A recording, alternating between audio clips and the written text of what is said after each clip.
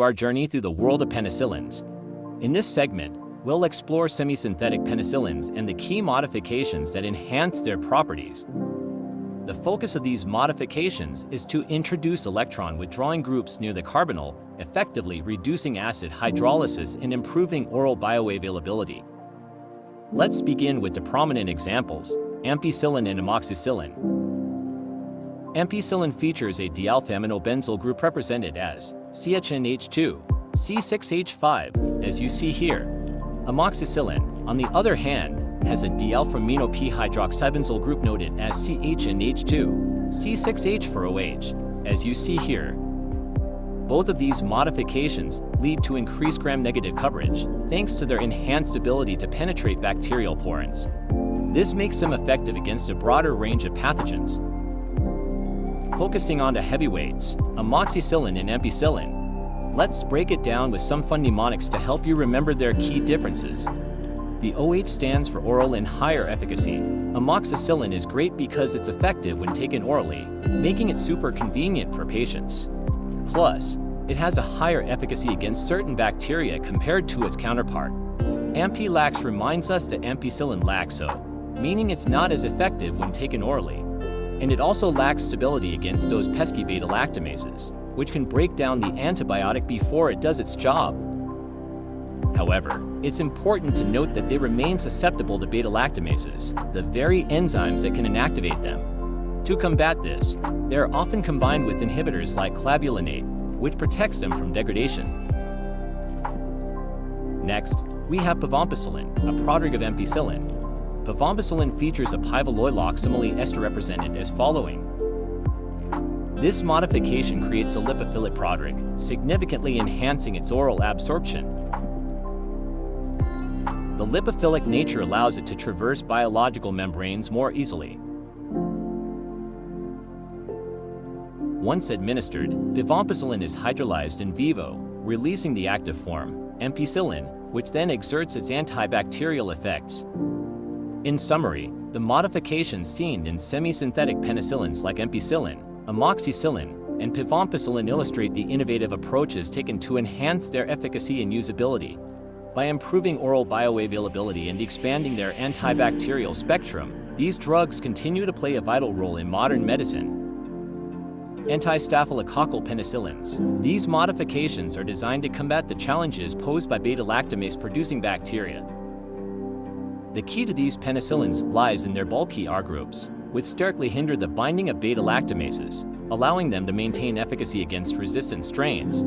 However, this comes at a cost, as these modifications often reduce activity against gram-negative bacteria.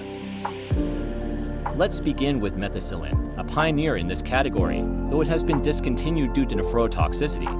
Methicillin features a 2,6-dimethoxybenzyl group represented as follow. Here's the problem. Bacteria like Staph aureus evolve beta-lactamases enzymes that slice penicillin's beta-lactam ring like a hot knife through butter. No ring, no antibiotic power, game over for regular penicillin. By the 1950s, hospitals were panicking, penicillin-resistant infections were skyrocketing. We needed a penicillin that could dodge these enzyme scissors. Meet methicillin's secret weapon, this ortho-dimethoxyphenol group. It's a bulky, 2-methoxy-armored side chain attached to the penicillin core, and it's a steric nightmare for beta-lactamases. Think of beta-lactamases as lockpicks. They're designed to fit snugly around penicillin's side chain to attack the beta-lactam ring. But methicillin's bulky methoxy groups act like barbed wire. The enzymes can't get close enough to cut the ring. This trick is called steric hindrance, using size and shape to block molecular interactions. Methicillin's armor is like putting a boulder in a keyhole. Genius, right? Here's the best part. While beta-lactamases are throwing a tantrum, methicillin still does its job.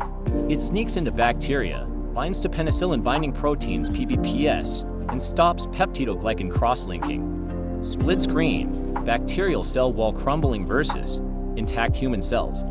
Translation: methicillin sabotages the bacterial cell wall, causing the bug to explode like a water balloon. Meanwhile, human cells, totally safe, precision bombing at its finest. But evolution never sleeps. Bacteria countered with methicillin-resistant Staph aureus MRSA, strains with mutated PBPS that methicillin can't bind to. Timeline graphic. 1960s methicillin gives 1980s MRSA gives modern antibiotics. Still, methicillin was a revolution. It proved that tweaking drug structures could bypass resistance. Later drugs like amoxicillin and Nafcillin borrowed its steric shield idea but added upgrades for better stability and potency. Next, we have a trio of important beta-lactamase-resistant penicillins: amoxicillin, dicloxacillin, and Nafcillin. Amoxicillin contains a 5-methyl-3-phenylphoresoxazolyl group. Dicloxacillin features a 3,26-dichlorophenol, 5-methylphoresoxazolyl group, which enhances its lipophilicity. Nafcillin has a 2-ethoxy-1-naphthyl group.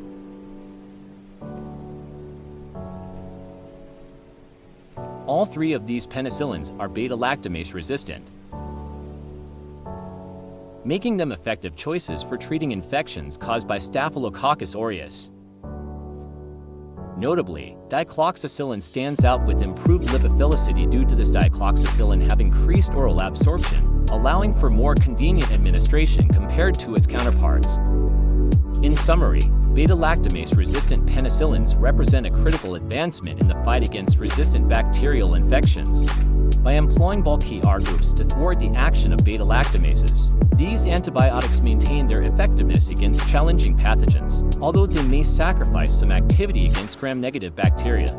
And now we'll explore extended-spectrum penicillins, specifically designed to enhance activity against gram-negative bacteria, including the formidable Pseudomonas aeruginosa.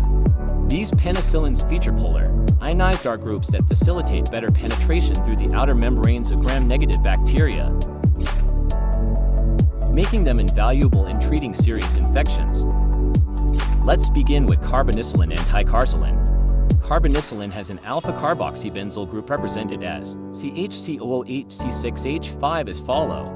Ticarcillin features an alpha-carboxy-3-thionyl-methyl group noted as CH-COOHC4H3S as follow. Both of these penicillins offer a broad spectrum of activity, effectively targeting a range of bacteria, including Pseudomonas. However, they remain susceptible to many beta-lactamases, which can inactivate them. To combat this, they are often combined with beta-lactamase inhibitors to enhance their efficacy. Additionally, both carbonicillin and ticarcillin exhibit poor oral absorption, necessitating administration via intravenous routes only.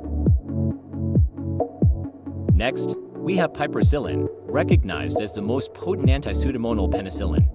Piperacillin features a 4-ethyl-23-dioxo-1-piperazine carbonyl group represented as following. This modification enhances its coverage against gram-negative bacteria, including Pseudomonas, as well as providing effective action against anaerobic organisms.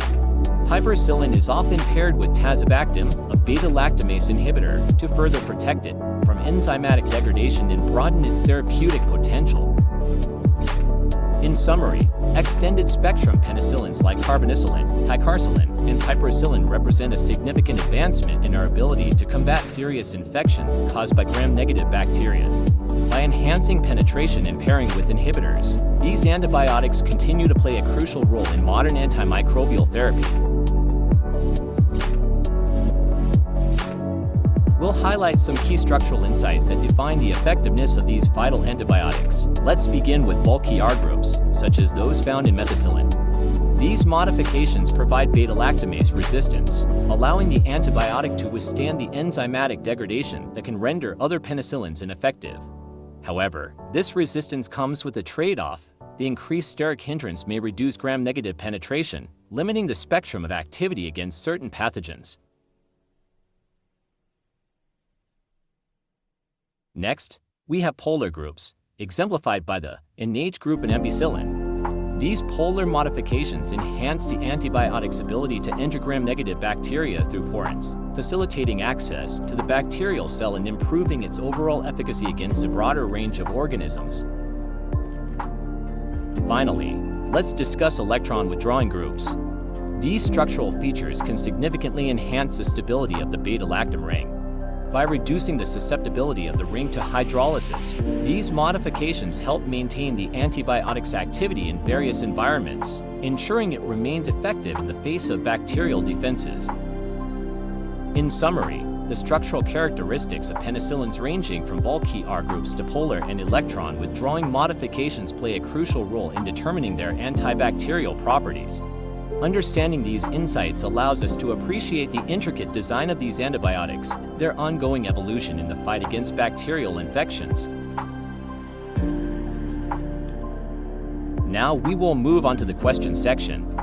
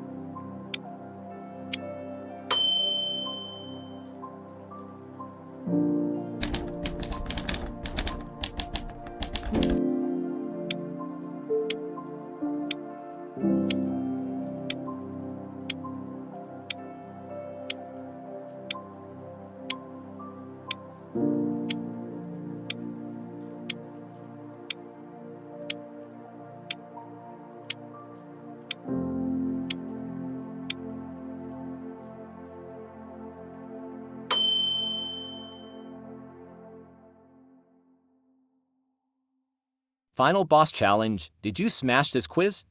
Smash like if you aced it, share to stump your study squad. Subscribe for more savage medicinal chemistry smackdowns.